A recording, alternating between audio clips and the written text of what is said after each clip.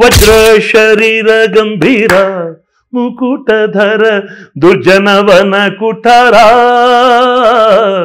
ವಚನದಲ್ಲಿ ನಾಮಾಮೃತ ವಚನ ನಾಮಾಮೃತ ತುಂಬಿ ನಯನದಲ್ಲಿ ನಿಮ್ಮ ಮೂರುತಿ ತುಂಬಿ ಕಿವಿಯಲ್ಲಿ ನಿಮ್ಮ ಕೀರುತಿ ತುಂಬಿ ಮನದಲ್ಲಿ ನಿಮ್ಮ ನೆನಪು ತುಂಬಿ ಕೂಡಲ ಸಂಗಮ ದೇವಾ ನಿಮ್ಮ ಚರಣ ಕಮಲದೊಡು ಆನು ತುಂಬಿ ಕೂಡಲ ಸಂಗಮ ದೇವ.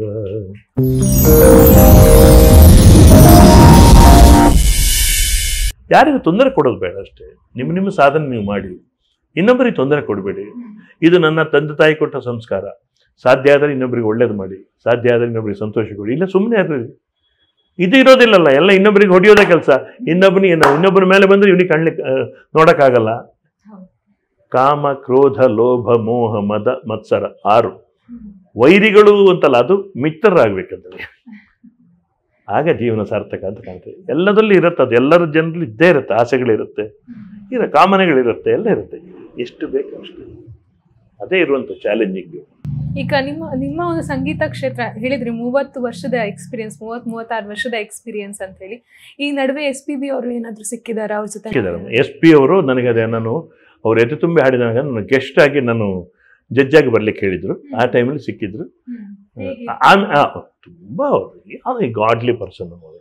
ಅವಾಗ ಅವರೇ ಹೇಳಿದ್ದು ನನಗೆ, ನೀವು ಆಕ್ಟಿಂಗ್ ಅನ್ನು ಮುಂದುವರಿಸಿ, ಆಕ್ಟಿಂಗು ಅದು 2 ಒಂದಕ್ಕೊಂದು ಪೂರಕ, ಬಿಡಬೇಡಿ. ಹಾಗೆ ಹೇಳಿದ್ದಾರೆ, ಬಿಡಬೇಡಿ, ಕಂಟಿನ್ಯೂ ಮಾಡಿ. ನೀವು ಆ್ಯಂಕರಿಂಗ್ ಮಾಡೋದು ಗೊತ್ತು ನನಗೆ, ನೀವು ಕಾರ್ಯಕ್ರಮ ಕೊಡೋದೇ ಗೊತ್ತು, ನೀವು ಆ್ಯಕ್ಟಿಂಗ್ ಮಾಡೋದು ಗೊತ್ತು. ಅದು ಇನ್ನೂ ಖುಷಿ ಆಯ್ತು ನನಗೆ. ಅದನ್ನು ಬಿಡಬೇಡಿ, ನೀವು ಮುಂದುವರಿಸಿ ಅಂತಲ್ಲ. ನಾನು ನೀವೇ ಸ್ಫೂರ್ತಿ ನಮ್ಗೆ ಅಂತ ಹೇಳಿ. ಅವರು ತುಂಬ ಮಾಡಿದ್ದಾರೆ ಫಿಲ್ಮಲ್ಲಿ. ಮುದ್ದಿನ ಮಾವ ಅದು ಇದೆಲ್ಲ ತುಂಬ ಮಾಡಿದ್ರು. Is A very great actor also. Singer ಆಗಿ ಬಿಡಿ, ಅದು ಅವರ ಎಕ್ಸ್ಪ್ರೆಷನ್, ಅಯ್ಯೋ ಭಗವಂತ. ಅದು ಒಂದೊಂದು ಹಾಡು ಹೇಳಿಕೊಡು. 101 ನೆನಪು ಎದೆಯಾಳದಿಂದ ಹೇಳಿ ಹೇಗಿದೆ ಹಾಡು. ಹಾಡಾಗಿ ಬಂತು ಆನಂದದಿಂದ ಸಿಂಧೂರ ಬಿಂದು ನಗಲಮ್ಮ ಎಂದು ಎಂದೆಂದು ಇರಲಮ್ಮ ಈ ದಿವ್ಯ ಬಂಧಾನು. ಕಾಲೇಜ್ ಡೇಸಲ್ಲಿ ಆಡ್ತಾ ಇದ್ದಾರೆ ಇದನ್ನು. ಕಾಲೇಜಲ್ಲಿ ಪ್ರೇಮದ ಕಾದಂಬರಿ ಬರೆದನು ಕಣ್ಣೀರಲ್ಲಿ ಬಣ್ಣ ನನ್ನ ಒಲವಿನ ಬಣ್ಣ. ಎಂಥ ಹಾಡುಗಳಮ್ಮ ಬಂಧನದ್ದು. ಅಯ್ಯೋ ದೇವ್ರೆ, ಆ ಹಾಡನ್ನ ಮರೆಯೋಕ್ಕೆ ಸಾಧ್ಯ ಇಲ್ಲಮ್ಮ. ಇವತ್ತು ಕೂಡ ನಾನು, ಫಾರ್ ಎಕ್ಸಾಂಪಲ್, ಇನ್ನೊಂದು ನಿನ್ನ ನೀನು ಮರೆತರೇನು ಸುಖವಿದೆ, ಆ ಸಾಹಿತ್ಯದಲ್ಲಿರೋ ಡೆಪ್ತ್ ಹೇಳೋದು ನಾನು ನಿಮಗೆ. ತನ್ನತನವ ತೊರೆದರೇನು ಸೊಗಸಿದೆ. ನಿಮ್ಮ ನಾಗೇಂದ್ರ ಪ್ರಸಾದ್ ಶ್ರೀಚಕ್ರಧಾರಿಗೆ ಅದನ್ನ ರೆಗ್ಯುಲರ್ ಹಾಡ್ತಾ ಇರ್ತೀವಿ ನಾವು. ಚಿರಬಾಗಿ ಲಾಲಿ, ರಾಜೀವ ನೇತ್ರನಿಗೆ ರಮಣೀಯ ಲಾಲಿ. ಬ್ಯೂಟಿಫುಲ್ ಸಾಂಗ್ಸ್ ಇದೆಲ್ಲ. ಇಂಥ ಹಾಡುಗಳು ನಾನು ಬಹಳ ಇಷ್ಟಪಡ್ತೀನಿ ನಾನು. ಮತ್ತೆ ನಾನೊಬ್ಬ ಸಂಗೀತಗಾರನಾಗಿ ನನಗೆ ಕ್ಲಾಸಿಕಲ್ಲು ಇಷ್ಟ, ಆಗಲೇ ಹೇಳಿದೆ ಅನ್ಸುತ್ತೆ. ಕ್ಲಾಸಿಕಲ್ಲು ಇಷ್ಟ, ಭಾವಗೀತ ಇಷ್ಟ, ಭಕ್ತಿಗೀತ ಇಷ್ಟ, ಜಾನಪದ ಇಷ್ಟ, ಸಿನಿಮಾ ಗೀತೆಗಳು ಇಷ್ಟ. ಹೆಚ್ಚು ಹಳೆ ಸಾಂಗ್ ಲೈಕ್ ಮಾಡ್ತೀನಿ ನಾನು. ಈಗಿದನ್ನು ಕೆಲವೆಲ್ಲ ಲೈಕ್ ಮಾಡ್ತೀನಿ, ಇಲ್ಲ ಅಂತಲ್ಲ. ಹಳೇದು ತುಂಬ ಇಷ್ಟ. ಒಂದು ಪಾಯಿಂಟ್ ನನಗೆ ದಾಸರ ಪದಗಳಲ್ಲಿ, ಈ ಭಕ್ತಿಯ ಸಂಗೀತದಲ್ಲಿ ಆಸಕ್ತಿ ಜಾಸ್ತಿ. ಆ ದಾಸರ ಪದ ಸ್ವಲ್ಪ ಡೈರೆಕ್ಟ್ ಕಮ್ಯುನಿಕೇಶನ್ ಭಗವಂತನ ಜೊತೆ. ಹರಿನಾರಾಯಣ ಹರಿನಾರಾಯಣ ಹರಿನಾರಾಯಣ ಎನು ಮನವೇ, ನಾರಾಯಣನೆಂಬ ನಾಮದ ಬೀಜವ ನಾರದ ಬಿತ್ತಿದ ಧರೆಯೊಳಗೆ ಬಿಡೆನೋ ನಿನ್ನಂಗ್ರಿ ಶ್ರೀನಿವಾಸ, ಎನ್ನ ದುಡಿಸಿಕೊಳ್ಳೆಲು ಶ್ರೀನಿವಾಸ. ದೇವ ಬಂದ ನಮ್ಮ ಸ್ವಾಮಿ ಬಂದಾನು, ದೇವರ ದೇವ ಶಿಖಾಮಣಿ ಬಂದಾನು. ಉರಗ ಶಯನ ಬಂದ ಗರುಡಗಮನ ಬಂದ, ನರಗೊಲಿದವ ಬಂದ ನಾರಾಯಣ ಬಂದನು. ಡಾನ್ಸ್, ನಿನಗೆ ಡಾನ್ಸಿನ ಹಾಡುಗಳು. ನರಗೊಲಿದವ ಬಂದ ನಾರಾಯಣ ಬಂದನು, ದೇವ ಬಂದ ನಮ್ಮ ಸ್ವಾಮಿ ಬಂದಾನು, ದೇವರ ದೇವ ಶಿಖಾಮಣಿ ಬಂದನು. ಜೈ ಜೈ ವಿಠಲ ಪಾಂಡುರಂಗ, ವಿಠಲ ವಿಠಲ ಪಾಂಡು, ವಿಠಲ ವಿಠಲ ಪಾಂಡುರಂಗ, ಪುರಂದರ ವಿಠಲ ಪಾಂಡುರಂಗ, ಜೈ ಗರಿ ವಿಠಲ ಪಾಂಡುರಂಗ. ಹಾಡುಗಳು ಹಾಡ್ತಾ ಹೋದ್ರೆ ದಾಸರ ಪದಗಳಂತೂ. ತಾನಾರು ದೇಹವಾರು ದಿವ್ಯ ಜ್ಞಾನದಲ್ಲಿ ತಿಳಿದಾತ ಪರಮಯೋಗಿ. ಕನಕದಾಸರು ಹೇಳ್ತಾರೆ, ಏಸೋ ಕಾಯಂಗಳ ಕಳೆದು 84 ಲಕ್ಷ ಜೀವರಾಶಿಯನ್ನು ದಾಟಿ ಬಂದ ಈ ಶರೀರ ತಾನಲ್ಲ, ಇದು ತನ್ನದಲ್ಲ, ಆಸೆ ಥರವಲ್ಲ, ಮುಂದೆ ಬಾಗೋದಲ್ಲ. ದಾಸನಾಗು ವಿಶೇಷನಾಗು ನೀ, ದಾಸನಾಗು ವಿಶೇಷನಾಗು. ಏಸೋ ಕಾಯಂಗಳ ಕಳೆದು 84 ಲಕ್ಷ ಜೀವರಾಶಿಯನ್ನು ದಾಟಿ ಬಂದ ಈ ಶರೀರ ಹೇಗಿದೆ? ಪವಮಾನ ಜಗದ ಪ್ರಾಣ. ಆಂಜನೇಯನ ಗುಣಗಾನ ವಿಜಯದಾಸರು ಮಾಡ್ತಾರೆ. ವಜ್ರ ಶರೀರ ಗಂಭೀರ ಮುಕುಟಧರ ದುರ್ಜನವನ ಕುಠಾರ,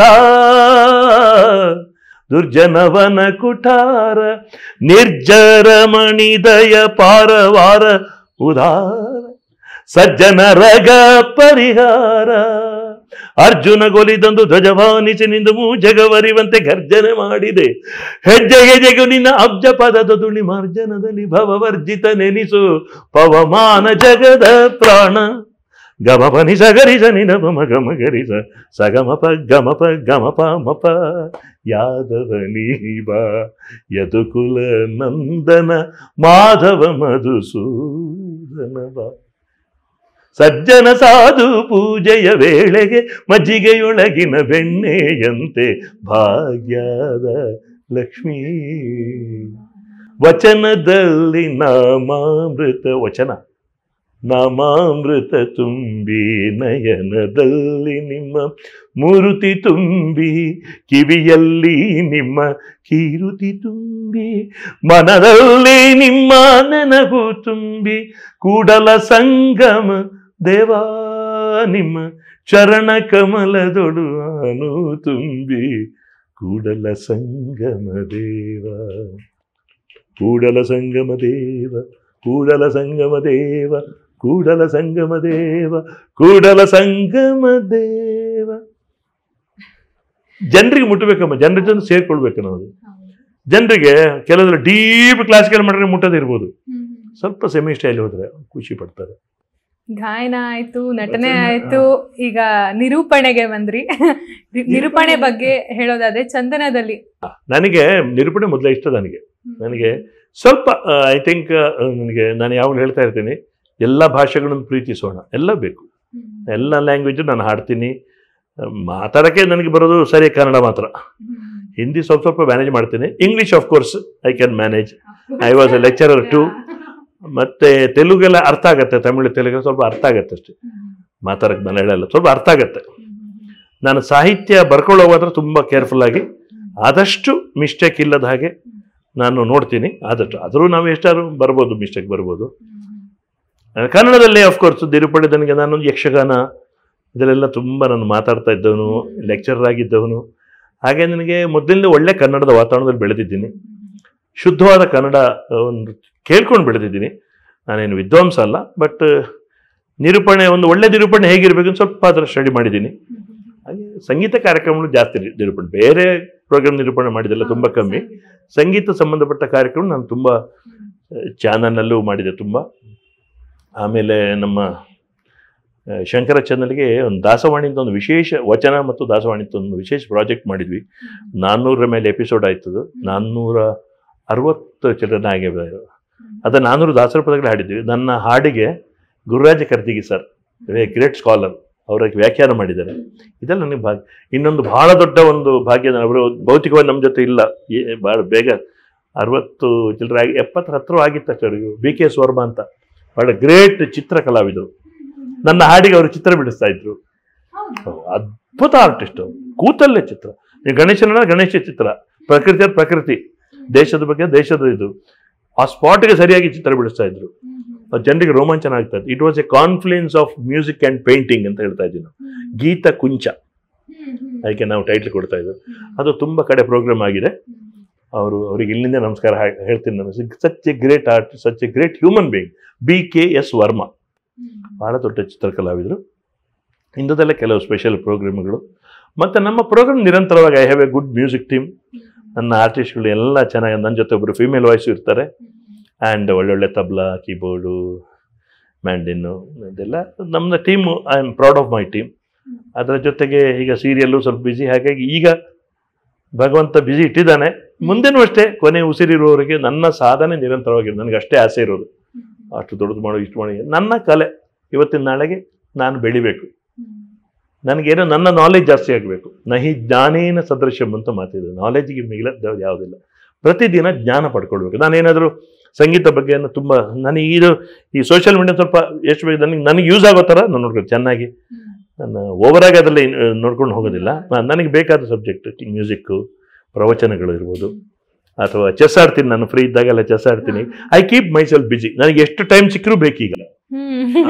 24 hours ಸ್ವಲ್ಪ ನಿದ್ದೆಗೆ ಬಿಟ್ಬಿಟ್ರೆ ಮತ್ತೆ ಎಲ್ಲ ಟೈಮಲ್ಲಿ ಚೆಸ್ ಆಡ್ತೀನಿ, ಹಾಡ್ತೀನಿ, ಏನೋ ಮಾಡ್ಕೊಂಡಿರ್ತೀನಿ.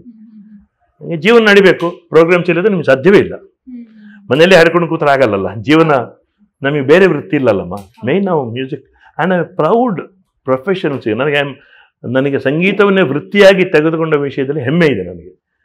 ಅದಷ್ಟು ಸುಲಭದ ಮಾರ್ಗ ಅಲ್ಲ, ಅಷ್ಟು ಸುಲಭ ಇಲ್ಲ. ಎಷ್ಟೋ ಸಲ ಕೇಳ್ತಾ ಇದ್ರು ಮೊದಲು, ಹೌದು ನೀವು ಹಾಡೋದೆಲ್ಲ ಸರಿ, ಊಟಕ್ಕೆ ಏನು ಮಾಡ್ತೀರಿ ಕೇಳುವ ಕಾಲ ಇತ್ತು. ಇಲ್ಲ, ನಾವು ಬೆಂಗಳೂರಿಗೆ ಬಂದ ಮೇಲೆ ಅದೇ ನಮ್ಮ ಊಟ ಆಗಿದೆ. ಸಂಗೀತದಲ್ಲಿ ಊಟ ಮಾಡಿದ್ವಿ, ಸಂಗೀತದಲ್ಲೇ ಒಳ್ಳೆ ಮನೆ ತಗೊಳ್ಳೋಗಾಯ್ತು. ಇದೆಲ್ಲ ಸಂಗೀತ ಅಂದ್ರೆ ಈ ಮೆಟೀರಿಯಲಿಸ್ಟಿಕ್ ಆಗಿ ಹೇಳೋದು ಅದನ್ನು ಕೊಡುತ್ತೆ. ಸಂಗೀತ ನಾವು ನಂಬಿದ ಕಲೆ ನಮ್ಮನ್ನು ಕೈ ಬಿಡೋದಿಲ್ಲ. ಆ ಸರಸ್ವತಿ ಕೈ ಬಿಡಲ್ಲ. ಭಕ್ತಿ ಇರಬೇಕಷ್ಟೇ. ಪ್ರೀತಿ, ಭಕ್ತಿ, ನೀತಿ, ಇದು ಭಾರತದ ಸಂಸ್ಕೃತಿ, ಇದು ಕನ್ನಡದ ಸಂಸ್ಕೃತಿ. ನಾ ಹೇಳಿದಾಗೆ ಇದು ನಿಮ್ಮ ಸಂಸ್ಕೃತಿ ಹೌದು, ನಾಗೇಂದ್ರ ಪ್ರಸಾದ್ ಅವರ ಸಂಸ್ಕೃತಿ ಹೌದು, ಮೀಡಿಯಾ ಬಜಾರ್ ಸಂಸ್ಕೃತಿ ಅದೇ. ನೀವು ನಮ್ಮನ್ನು ಬಹಳ ಪ್ರೀತಿಯಿಂದ ನೋಡಿದ್ದೀರಿ. ಈ ಪ್ರೀತಿ ಇರ್ಬೇಕಮ್ಮ, ಎಲ್ಲ ಕಡೆ ಪ್ರೀತಿಯಿಂದ ಸಾಗಬೇಕು, ಅಷ್ಟೇ ನಾನು ಹೇಳೋದು. ಈಗ ಇದನ್ನ ಹೇಳ್ತಾ ಇದ್ರಿ, ಅಂದ್ರೆ ಸಂಗೀತದ ಬಗ್ಗೆ, ಸಂಗೀತದ ಜ್ಞಾನ ಇರೋರು ಈ ವೃತ್ತಿಯನ್ನ ಆರಿಸ್ಕೊಂಡ್ರೆ ಓಕೆ. ಬಟ್ ನಾವು ಅವಾಗಲೇ ಮಾತಾಡ್ತಿದ್ದ ಹಾಗೆ ಕರೋಕಿ ಇಟ್ಕೊಂಡು ಸಂಗೀತಕ್ಕೆ ಬರೋವಂಥವ್ರು, ಸಂಗೀತದ ಮೇಲೆ ಅಂದ್ರೆ ಸಂಗೀತದ ಬಗ್ಗೆ ಗೊತ್ತಿದೆ, ಅದ್ರ ಬಗ್ಗೆ ನಮಗೆ ಖುಷಿ ಇದೆ. ಅದ್ರ ಹೊರತಾಗಿ ಅದ್ರ ಬಗ್ಗೆ ಇನ್ನ ವಿದ್ವತ್ತಾಗಿರ್ಲಿ, ಅದ್ರ ಬಗ್ಗೆ ಇನ್ನ ಹೆಚ್ಚಾಗಿ ತಿಳ್ಕೊಳಕ್ ಹೋಗದೆ ಬರೀ ನೋಡ್ಕೊಂಡು ಆಡುವಂಥವ್ರಿಗೆ ನಿಮ್ಮ ಒಂದು very very very good relevant question ನೀನು ಕೇಳಿದ್ಯಾ. ಏನಾಗಿದೆ ಅಮ್ಮ ಈಗ ಅಂದ್ರೆ, ಕರೋಕೆ ಬಂದ ಮೇಲೆ ಹಾಡುವವರ ಸಂಖ್ಯೆ ಗಣನೀಯವಾಗಿ ಹೆಚ್ಚಿದೆ. ಅಂದ್ರೆ ಎಲ್ಲರೂ ಸಿಂಗರ್ಸ್. ಈಗ ಬಾತ್ರೂಮ್ ಸಿಂಗರ್ಸ್ ಅಂತ ಇದ್ದವರು ಈಗ ಔಟ್ಡೋರ್ ಸಿಂಗರ್ಸ್ ಈಗ ಆಯ್ತಲ್ಲ. ಮೊಬೈಲ್ ನನಗೆ ಚುಚ್ಚೋದು ಅಂತ ಹೇಳೋದು, ಮೊಬೈಲ್ ತಗೊಂಡು ಅಲ್ಲಿ ಮೈಕಿಗೆ ಹಾಕಿ ಚುಚ್ಚೋದು ಹಾಡೋದು, ಮೈಕ್ ಬಿಟ್ರೆ ಹಾಡ್ಕೊಂಡೇ ಇರೋದು. ಏನಾಗಿದೆ ಅಮ್ಮ, ಸ್ವಲ್ಪ ಟಫ್ ಆಗಿ ಹೇಳ್ಬೇಕಾದ್ರೆ ನಾನು ಅದರಲ್ಲಿ ಒಂದು 10-20% ಬಿಟ್ರೆ, ಒಂದು 20% ಬಿಡಿ, ಅದ್ಭುತವಾಗಿ ಆಡ್ತಾರೆ, ಚೆನ್ನಾಗಿ ತಿಳ್ಕೊಂಡು ಆಡೋರೆಲ್ಲ ಇದ್ದಾರೆ. ಹೆಚ್ಚಿನವರಿಗೆ ಸಂಗೀತದ ಗಂಧಗಾಡಿಯೇ ಗೊತ್ತಿಲ್ಲ.